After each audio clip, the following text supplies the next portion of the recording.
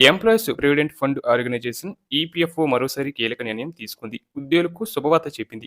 అధిక పెన్షన్ ఆప్షన్‌ను పునరుద్ధరిస్తున్నట్లు ప్రకటించింది. పూర్తి బేసిక్ పే ఆధారంగా ఎంప్లాయీస్ పెన్షన్ స్కీమ్ కంట్రిబ్యూట్ చేసేందుకు అవకాశం కల్పించిన పాత ఆప్షన్‌ను మళ్లీ తీసుకొచ్చినట్లు టైమ్స్ ఆఫ్ ఇండియా నివేదిక తెలిపింది. దాదాపు 12 ఏళ్ల తర్వాత ప్రభుత్వ సంస్థ తీసుకున్న ఈ నిర్ణయంతో ఉద్యోగులకు లబ్ధి చేకూరనుంది.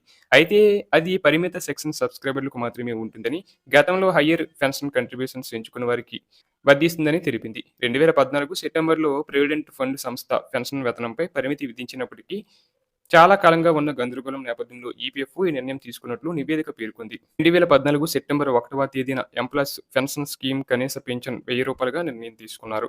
అదే సమయంలో పెన్షన్ పొందేందుకు అర్హత గల వేతన పరిమితిని 15,000గా నిర్ణయించారు. బేసిక్ సాలరీ ప్లస్ డీఏ కలిపి గరిష్టంగా 15,000 వరకు మాత్రమే ఈపీఎఫ్ఓలో కంట్రిబ్యూట్ చేసి పెన్షన్ పొందేందుకు అర్హత ఉంటుంది. దీంతో నెలవారీ గరిష్ట పెన్షన్ 7,500 మాత్రమే లభించనుంది. అలాగే కొత్తగా ఉద్యోగంలో చేరిన వారు బేసిక్ సాలరీ, డీఏ 15,000 పైన ఉంటే వారు తమ పూర్తి బేసిక్ పే ఆధారంగా పెన్షన్ పొందేందుకు అవకాశం ఉండదు. దీంతో వారు అధిక పెన్షన్ పొందలేకపోతున్నారు. ఇక వేతన పరిమితి విధించినప్పటికీ 2014 సెప్టెంబర్ 1కి ముందు తమ పూర్తి బేసిక్ వేతనాలు ప్లస్ డీఏ ఆధారంగా కంట్రిబ్యూట్ చేసి అధిక పెన్షన్ పొందేందుకు ఆప్షన్ ఉండేది. సాధారణంగా ఈ ఆప్షన్ అనేది పబ్లిక్ సెక్టర్ కంపెనీల ఉద్యోగులు ఎంచుకునేవారు. అధిక మొత్తంలో కంట్రిబ్యూట్ చేసేవారు.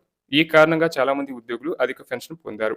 తమ బేసిక్ సాలరీలో దాదాపు సగం సాలరీ పెన్షన్‌గా అందుకున్నారు. అయితే 2014 సెప్టెంబర్ 1 నుంచి పెన్షన్ పొందే సాలరీ పరిమితిని 15,000గా నిర్ణయించడంతో హయ్యర్ కంట్రిబ్యూషన్ ఆప్షన్ నిలిపివేశారు.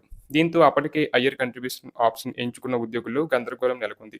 ఇక తాజాగా టైమ్స్ ఆఫ్ ఇండియా రిపోర్ట్ ప్రకారం ఉద్యోగులు తమ పూర్తి బేసిక్ సాలరీ, డీఏ ఆధారంగా అధిక పెన్షన్ కోసం కంట్రిబ్యూట్ చేసి గతంలో ఆప్షన్ పునరుద్ధరిస్తున్నట్లు కేంద్ర ప్రభుత్వం క్లారిటీ ఇచ్చింది.